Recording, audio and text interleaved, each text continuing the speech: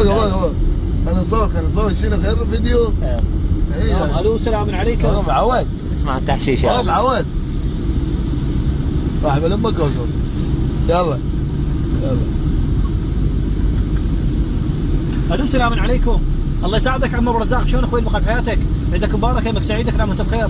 لا شو استكن اعترف هذا الحمد لله شكرا. طبعا البضاعه وصلت، احنا الباذنجان صدرناه الموز خاص عبينا وقلنا وزعنا على المناطق الناميه. معقول المرحوم توفى؟ ايش وقت شو محدث عليه الاربعين ايش وقت؟ بعد سنه ايش عجب شو مستعجلين؟ على مود اللطيفيه قال لك دزنا لكم ماريه وياها شاميه، قالت نهايه شو طلعت على الناصريه. اي والله قال لك القضيه الفلسطينيه ما راح تنحل، هسه خابرني اوباما يدور على خارطه الطريق والخارطه عندي. بس اكمل البيت رجع علي رحمه الوالده قال لي صدق كذي ما صايره قبل خطيب رقبتك ايش تحتاج بعد تجيني؟ اذا انا بخدمتك رحمه الله حضروا لي غدا الله عليك ما اجي اليوم. اي والله قل لك المساله مساله مبدا هسه ليش هيك؟ صير هيك. لا بالعكس والله العظيم بالله الكريم الله شاهد ورقيب بسم الله الرحمن الرحيم. ما بعد هنا رندل اذا اعطى هنا بصوت الشباب دار السلام وذكر محمد صبري.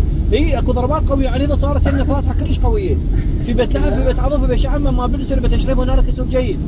لا بالعكس والله العظيم بالله الكريم هسه ليش؟ اقول لك في يوم من الايام قبل سنه من السنين قبل شهر من الاشهر قبل 33 كذا من ربع هي الحاجه والناس كبر الفضيحه.